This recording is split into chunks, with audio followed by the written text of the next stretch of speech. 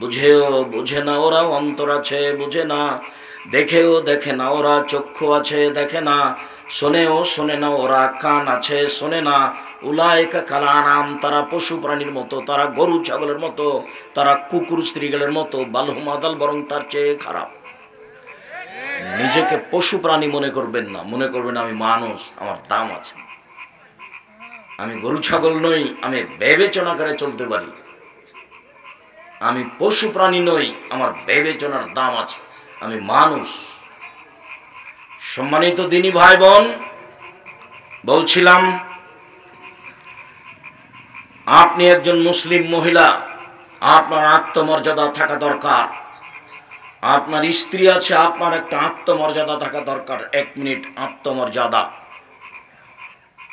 আবু বকর সিদ্দিক রাদিয়াল্লাহু তাআলা আনহুর মেয়ে আসমা খুব দামি মহিলা। আসমার স্বামী গরিব মানুষ জুবায়ের। আল্লাহর নবী একটা জমি চাষ করে খেতে দিয়েছিলেন। আসমা সেই জমি থেকে খেজুর আটির বোঝা মাথায় করে রাস্তা দিয়ে নিয়ে চলে আসছেন বাড়িতে। আল্লাহ রাসূল সে রাস্তা দিয়ে যাচ্ছিলেন। আল্লাহ রাসূল বললেন, আসমা তুমি আমার উটের ওপরে চলে আসো। আসমা বলল যে আমি জুবায়ের আত্মমর্যাদাকে হিসাব করি, আর একজন পুরুষের আমি উটের পিছনে উঠব না। জুবায়ের আত্মমর্যাদার দাম আছে, আমি আমার স্বামীকে হিসাব করে তার উটের পিছনে উঠলাম না। আমি বাড়ি এসে বললাম, জুবায়ের আজকে একটা ঘটনা ঘটেছে। কি ঘটনা? আমি খেজুরের বোঝা আটি মাথায় করে নিয়ে আসছিলাম, রাস্তায় আল্লাহ রাসূলের সাথে দেখা হয়ে গেল। আল্লাহ রাসূল আমাকে বললেন, আসমা তুমি উটের পিছনে উঠো। আমি আপনার আত্মমর্যাদাকে হিসাব করে আল্লাহ রাসূলের উটের পিছনে আমি উঠিনি। তখন জুবায়ের বলছেন, আসমা শুনে রেখো, আল্লাহ রাসূলের উটের পিছনে উঠাতে আমার আত্মমর্যাদাতে যত লাগে এর চেয়ে বেশি খারাপ লাগে তুমি মাঠ থেকে খেজুরের বোঝা আটি মাথায় করে নিয়ে চলে আসো। এইটা আমার আত্মমর্যাদায় বেশি লাগে যে আমার বউ এইভাবে আসে। এর নাম আত্মমর্যাদা। আপনার আত্মমর্যাদা থাকলে আপনার বউ বাড়ি থেকে বের হয়ে পাবনা শহরে গিয়ে বাজার করতে পারে? আপনার স্বভাবই খারাপ। আপনি মনে কষ্ট নিয়েন না, আপনাকে আমি পশু প্রাণীর মতো মনে করি। হিসাব আপনার নীতিকে যদি আমি পশু প্রাণীর মতো মনে করতে না পারি, আমি আব্দুর রাজ্জাক বিন ইউসুফ জাতির সামনে কথা বলবো না। হাট বাজার না করে আমরা এদেশে বেঁচে আছি। আমাদের বউরাকে হাট বাজার করা লাগে না। আমরা পশু প্রাণী নই, চাউলের ভাত খাই। আপনার চলে না কেন? চলবে অবশ্যই। যেদিন নিজেকে মানুষ মনে করবেন, বুঝেও বুঝে না ওরা অন্তর আছে বুঝে না, দেখেও দেখে না ওরা চক্ষু আছে দেখে না, শোনেও শোনে না ওরা কান আছে শোনে না। উলাইকা কাল আনাম, তারা পশু প্রাণীর মতো, তারা গরু ছাগলের মতো, তারা কুকুর স্ত্রীগুলোর মতো, বালহুম আদাল, বরং তার চেয়ে খারাপ। এ কথা আমি বলিনি, এ কথা আল্লাহ তাআলা বলেছে। বউ দিয়ে বাজার করিয়ে নিজেকে বড় কিছু দেখাচ্ছেন। বই বা কেন বলল আপনি একটা কাপড় নিয়ে এসেছেন, তখন বলছে কি যে মোটা কাপড় নিয়ে এসেছো। তখন তো আপনি বলেছেন তাহলে তুই যে নিয়ে গে, ঠিক আছে আমি যাব। কোন সাহসেও বলে তাকে এই স্বভাবের হতে হবে, আপনি যাহা নিয়ে এসেছেন আমার কাছে তাহাই প্রিয়। এটা 10 টাকা হলেও আমার কাছে অতীব প্রিয়, 10,000 টাকা হলে অতীব প্রিয়। আপনি নিয়ে এসেছেন এটাই আমার কাছে অতীব ভালোবাসার জিনিস। তখন উভয়ের সংসার হবে সুন্দর। যে অভিমান ক্ষতি করে সে অভিমান বউয়ের শুনতে হয় না, ওই অভিমান বউকে করতে হয় না। যে অভিমান জাতির ক্ষতি করে, জনগণের ক্ষতি করে, স্বামীর ক্ষতি করে, ওই অভিমান মানতে হয় না। রাসূল সাল্লাল্লাহু আলাইহি সাল্লাম বলেন 3 শ্রেণীর মানুষ জাহান্নামে যাবে। 3 শ্রেণীর মানুষ জাহান্নামে যাবে। 1 মুদমিনুল খামর, যারা নিয়মিত বিড়ি তামাক জর্দা সিগারেট গুল নেশাদার দ্রব্য খায় পান করে, তারা জাহান্নামে যাবে। 2 ওর রাজলাতু মিনান নিসায়ে, পুরুষের বেশধারী নারী, যারা পুরুষের জুতা স্যান্ডেল পরে, যারা পুরুষের শার্ট প্যান্ট পরে, যারা পুরুষের পোশাক পরে তারা জাহান্নামে যাবে, এ কথা আমি বলিনি, এ কথা মুহাম্মদ সাল্লাল্লাহু আলাইহি সাল্লাম বলেছেন। আমি অনুবাদক। 3 ও দায়ুস, আপনি দায়ুস কে? আল্লাযী ইউকিররু ফি আহলিহাল খাবাসা, যে তার বাড়িতে বেহায়াইর সুযোগ দিয়েছে সে হলো দায়ুস। যার মেয়ে নগ্ন পোশাকে স্কুল কলেজে যায় সে দায়ুস। যার স্ত্রী নগ্ন পোশাকে রাস্তায় চলে, হাটে বাজারে যায়, সেই হচ্ছে দায়ুস। আমি বলিনি এ কথা, এই কথা মুহাম্মদ সাল্লাল্লাহু আলাইহি সাল্লাম বলেছেন। আপনার গায়ে লাগলে আসে কিছু যায় না, লাগাই উচিত। আপনার গাও ছিলে যাওয়া উচিত, আপনার মানবতায় বাধা উচিত। আব্দুর রাজ্জাক সাহেব এভাবে বললেন, আমি বলিনি এ কথা, মুহাম্মদ সাল্লাল্লাহু আলাইহি সাল্লাম বলেছেন। তিনি বলেছেন দায়ুস জান্নাতে যাবে না। তিনি বলেছেন পুরুষের বেশধারী নারী জান্নাতে যাবে না। আমি এই কথা বলিনি। অতএব দিনী বোন, আমি আপনার জন্য এসেছি, আপনাকে আমি অনেক ভালোবাসি। আপনি আমাকে উপেক্ষা করার চলার চেষ্টা করিয়েন না। আপনার আমি কিছু না কিছু উপকার করবই করব ইনশাআল্লাহ। কোনোদিন যদি আবারও পাবনা জেলার কোনো অংশে এসে যাই, তাহলে আপনি, আপনার বোন, আপনার ভাই, আপনার আত্মীয় স্বজন 10 কিলোমিটার আশেপাশে যত পুরুষ নারী আছে, এমনকি হিন্দু, তাকেও আসতে হবে, এটা আমার দাবি। কেন? আমি 30 বছর 90 সাল থেকে নিয়ে এখন পর্যন্ত কোনোদিন অপ্রয়োজনীয় বাক্য বলিনি। 90 সাল থেকে নিয়ে এখন পর্যন্ত আমি কোনোদিন কেসা কাহিনী বলিনি। 90 সাল থেকে নিয়ে এখন পর্যন্ত আমি কোনোদিন কোনো মাযহাবকে লক্ষ্য করে কথা বলিনি। 90 সাল থেকে এখন পর্যন্ত আমি কোনোদিন সরকার বিরোধী বক্তব্য দিতে যাইনি। 90 সাল থেকে এখন পর্যন্ত আমি কোনোদিন মানুষের কাছে পথ খরচ পাতেও চাইনি। জাতির যদি রাস্তাঘাট করে দিতে না পারি, জাতির যদি স্কুল কলেজ করে দিতে না পারি, জাতিকে চূড়ান্ত সঠিক ধর্ম দিতে পারবো ইনশাআল্লাহ। ধর্মের ব্যাপারে জাতিকে ফাঁকি দিয়ে পরকাল হারাতে রাজি নই। অতএব কোনোদিন যদি কোনো এলাকায় চলে আসি, তাহলে এলাকাবাসীর কাছে আমার দাবি থাকবে, ওই এলাকার মুসলিম পুরুষ নারী তো আসবেনই, ওই এলাকায় যারা হিন্দু আছে তারাও আসবে, তাদেরও আমি কিছু উপকার করবই করবো ইনশাআল্লাহ। সম্মানিত দিনী ভাই বোন, বলছিলাম যে কিছু আমল আছে যেটা করলে জান্নাতের সব দরজা খোলা। তার একটা হলো, কেউ যদি ওযু করার পরে বলে আশহাদু আল্লা ইলাহা ইল্লাল্লাহু ওয়াহদাহু লা শারীকা লাহু ওয়া আশহাদু আন্না মুহাম্মাদান আবদুহু ওয়া রাসূলুহু, তাহলে জান্নাতের সব দরজা খোলা। মহিলারা যদি 4টা কাজ করতে পারে, জান্নাতের সব দরজা খোলা। এই সুযোগ পুরুষের জন্য নেই। মহিলা বুঝতে পারেনি, তার অধিকার নিয়ে ব্যস্ত আছে। আল্লাহ এবং আল্লাহ রাসূল যে অধিকার দিয়েছে সে ভাবতে পারেনি। আলেম ওলামা তাদেরকে বুঝাতেও পারেনি।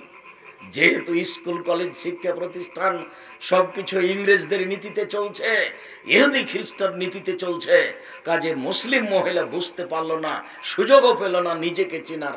নিজের পরিচয় কি? নিজের পরিচয় জানতে হলে সময় লাগবে, সুযোগ লাগবে। তারা তো সময় সুযোগ পেল না। শতকরা 95 জন দিনী ভাই বোন বললেন যে মহিলারা ঈদের মাঠে যেতে পারবে না, জুমা মসজিদে যেতে পারবে না, নইলে মসজিদ নাপাক হয়ে যাবে। আর বক্তব্যের মাঠ হলো কেসা কাহিনী। তারা শুনবে কি? তাহলে জানবে কি? তারা ধর্ম বুঝবে কি করে? দীর্ঘদিন চেষ্টা করার পরেও ধর্ম বোঝা যায় না। জুমা মসজিদে যাওয়ার সুযোগ হলো না তাদের, ঈদের মাঠে যাওয়ার সুযোগ হলো না তাদের। যারা বক্তৃতা করতে আসলো, কেসা কাহিনী বলল তারা, তাহলে এরা ধর্ম শিখবে কোথায়? অনেকদিন আগে আমরা আম্মাপাড়া পড়েছিলাম, আমরা চাঁপাইনবাবগঞ্জের মানুষ, পল্লীর অঞ্চলে। তো আম্মাপাড়ার ওই প্রথম থেকে নিয়ে সূরা ফাতিহা পর্যন্ত অনেকগুলি দোয়া লেখা ছিল, খালি নিয়তের দোয়া। এই দোয়া পড়ার সময়তে এই নিয়ত করতে হয়, এইভাবে নিয়ত দিয়ে দিয়ে শেষ করেছে। আল্লাহর হস্তে একটা কথাও রাসূলের নয়। যার কারণে দিনী বোনেরা সবসময় ধর্মের ব্যাপারে ফাঁকে পড়ে গেল। আমি তাকে সুযোগ দিতে পারলাম না। কি দিয়ে বুঝবো নিজেকে?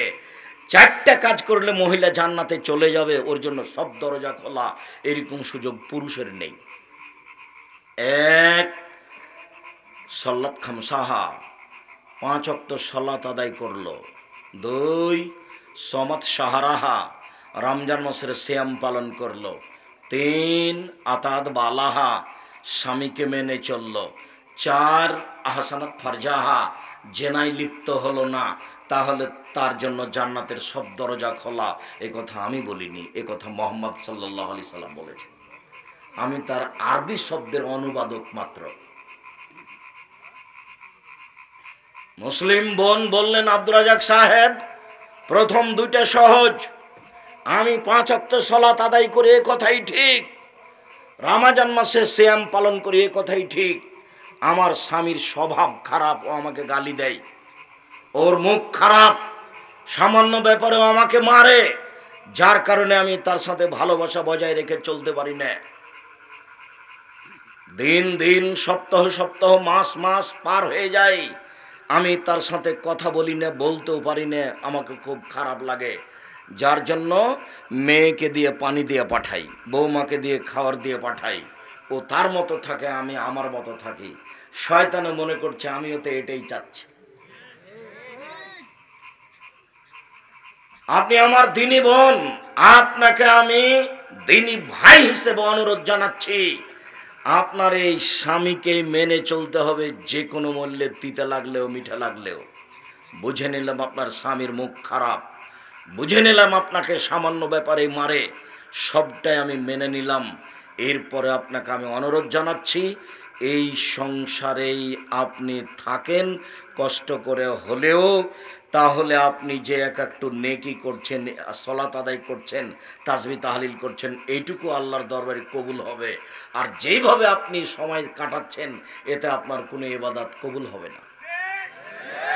যদি মনে করেন যে এর সাথে সংসার টিকানো যাবে না, আমি তার সাথে মিলেমিশে চলতে পারবো না, তাহলে আপনি সংসার বিচ্ছিন্ন করে নেন। এই ঝুলন্ত অবস্থায় থাকিয়েন না, আপনাকে 3 নম্বর নীতি মেনেই চলতে হবে।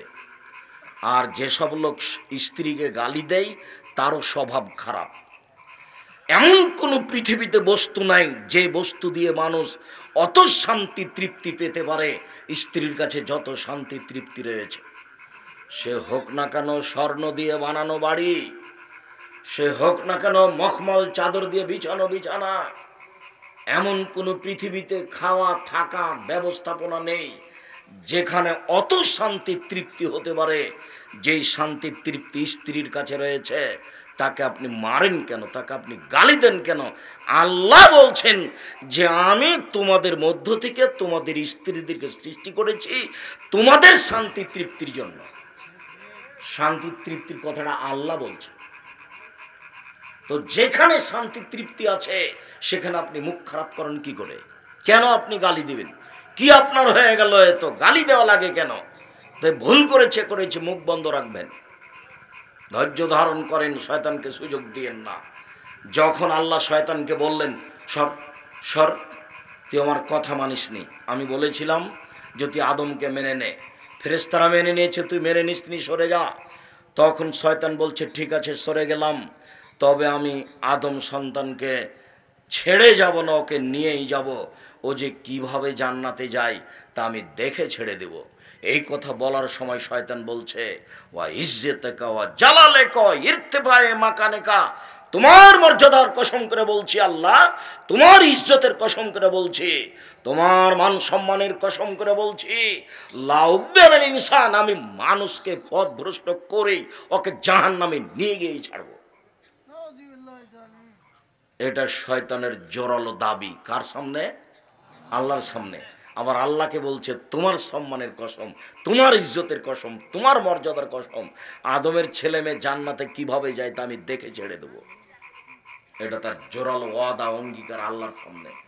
তখন আল্লাহ বলছেন, শোনো শয়তান, তুমি মনে রেখো, এই শয়তান শোন, তুই মনে রাখিস, ওয়া ইজ্জতি ওয়া জালালি ওয়া ইরতিফায়ে মাকানি, আমার মর্যাদার কসম, আমার ইজ্জতের কসম, আমার সম্মানের কসম, লাগ ফেরান না, আদম সন্তান যতবার ক্ষমা চাইবে আমি ততবার ক্ষমা করে দেব। কিভাবে তুই তাকে জাহান্নামে নিয়ে যাস তা আমিও দেখব। দেখুন, আদম সন্তান মুখ খুললে তো রাত 3টের সময় ও মোবাইল বন্ধ করেছে, সব সময় মোবাইলে ল্যাংটা মেয়ে আসছে। ল্যাংটা মেয়ে দেখে চক্ষু ঠান্ডা করে, কলিজা ঠান্ডা করে বেটা জান্নাত কিনতে চায়, তার স্বভাব কত খারাপ। এই ছেলে, এই শোনো, তোমাকে বলছি, উপস্থিত বৈঠকের দিনে মুসলিম বোন আপনাকে বলছে, এই মেয়ে, এই তোমাকে বলছি, তোমার এই বড় মোবাইলে উপকার যা আছে তার চেয়ে ক্ষতি অনেক বেশি আছে। তোমার মোবাইলে দিনরাত জেনা হয়, তুমি তা দেখো, নগ্ন মেয়ে দেখা তোমার স্বাদ, এটাই তোমার নেশা। আজকে তুমি এই মোবাইলে পেশাব করে দিয়ে উঠবা যে তোকে আর আমি কোনোদিন ব্যবহার করব না। শয়তান তোমাকে ফাঁকি দিয়েছে, শয়তান তার উদ্দেশ্য বাস্তবায়ন করার প্রাণপণে চেষ্টা চালিয়ে যাচ্ছে, কিন্তু আমি আর আপনি বুঝতে পারি না তার চেষ্টা কত। আবার এই দিকে ভিতরে একটা আত্মা দিয়েছেন আল্লাহ, ইন্না নাফসা আমালাত বিসুয়ে, আত্মা সবসময় মানুষকে পাপের আদেশ করে। আত্মা বারবার বলে, দেখ মোবাইল দেখ, সিনেমা দেখ, ল্যাংটা বেটি ছেলে দেখ, দোকানে বসে থাক, মাথায় টুপিতে দোকানে বসে থাক। এটা শয়তান বলছে, এটা আত্মা বলছে। আর আকল বলছে খারাপ হচ্ছে, খারাপ হচ্ছে। তারপরেও ভিতর থেকে আত্মা বলছে হোক খারাপ, তুই এখানে বসে থাক। তার নাম আত্মা। আল্লাহ বলছেন আত্মা মানুষকে পাপের আদেশ করে, যার জন্য রাসূল সাল্লাল্লাহু আলাইহি সাল্লাম বলেছেন, পৃথিবীর মানুষ মনে রেখো, যোদ্ধা যে শহীদ হয়ে যায় তার মান মর্যাদা অনেক বড়, এ কথাই ঠিক। মুজাহিদের মান সমান আমার খুব ভালো, অনেক বড়। যারা জিহাদ করে তারা খুব দামি মানুষ, এ কথাই ঠিক। তবে মনে রেখো, শত্রুর মুখে মুখামুখি হয়ে অস্ত্র দিয়ে যুদ্ধ করা যত কঠিন, আত্মার বিরুদ্ধে যুদ্ধ করা তার চেয়ে অনেক অনেক অনেক বেশি কঠিন। রাসূল সাল্লাল্লাহু আলাইহি সাল্লাম বলেন, আফজালুল মুজাহিদ মান ইউজাহিদু নাফসাহু, সবচেয়ে শক্তিশালী মুজাহিদ, জিহাদকারী ওই যে আত্মার বিরুদ্ধে জিহাদ করতে পারে। এখানে বললেন যে মোবাইল আর দেখবো না, বাড়ি গিয়ে ঘুমার আগে আবার চালু করলেন, আপনি আত্মার অনুসরণ করছেন, আপনি আত্মার বিরুদ্ধে যেতে পারেননি। এটাই আত্মা, এটাই মন আপনাকে বেকায়দায় ফেলেছে, এটাই তার কাজ। আত্মা আপনাকে পাপের আদেশ করে, এ কথা আল্লাহ বল। আত্মার বিরুদ্ধে যাওয়া যায় না, খুব কঠিন। আত্মার অনুসরণ করা মানে প্রবৃত্তির অনুসরণ করা, তারই নাম প্রবৃত্তি, তারই নাম মনের খেয়াল, তারই নাম মন মতো চলা। আবু হুরায়রা রাদিয়াল্লাহু তাআলা আনহু বলেন, রাসূল সাল্লাল্লাহু আলাইহি সাল্লাম বলেছেন, হুজবাতিন নার বিশহাওয়াত, মনের ইচ্ছা দিয়ে জাহান্নাম ঘেরা আছে। ত্যাগ তিতিক্ষা নিয়ম নীতি কষ্ট ক্লেশ দিয়ে জান্নাত ঘেরা আছে। জান্নাত পাওয়া টাফ ব্যাপার, জাহান্নাম পাওয়া সহজ। মন মতো চললেই জাহান্নাম পাওয়া যায়। দাড়ি চাঁচে যারা, মন মতো চলে তারা। টাকনো নিচে প্যান্ট পরে যারা, মন মতো চলে তারা। দোকানে বসে আড্ডা পিটে যারা, মন মতো চলে তারা। ল্যাংটা মেয়ে দেখে চক্ষু ঠান্ডা করে যারা, কলিজা ঠান্ডা করে যারা, মন মতো চলে তারা। দাঙ্গাবাজি করে যারা, জোর করে ক্ষমতা দেখিয়ে জমি দখল করে যারা, দাপট দেখিয়ে মানুষকে পাবনা জেলে 10 বছর 20 বছর থেকে রেখেছে যারা, দাঙ্গাবাজি করে ওরা, ওরা মন মতো চলে ওরা, ওরা জাহান্নামে যাবে। নগ্ন পোশাকে চলে যেসব মহিলা, ওরা মন মতো চলে, মন মতো চলে যারা, জাহান্নামে যাবে তারা।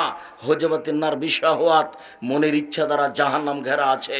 হুজবাতিল জান্নাত বিল মাকারিহি, নিয়ম নীতি কষ্ট ক্লেশ ত্যাগ তিতিক্ষা দিয়ে জান্নাত ঘেরা আছে। আমি এই কথা বলিনি, আমি অনুবাদক। মুহাম্মদ সাল্লাল্লাহু আলাইহি সাল্লাম এভাবেই বলেছেন। আপনি মনে করিয়েন না যে আব্দুর রাজ্জাক সাহেবের বক্তব্য শুনে আমি পরিবর্তন হয়েছি। আল্লাহে, আমার কথা নয়।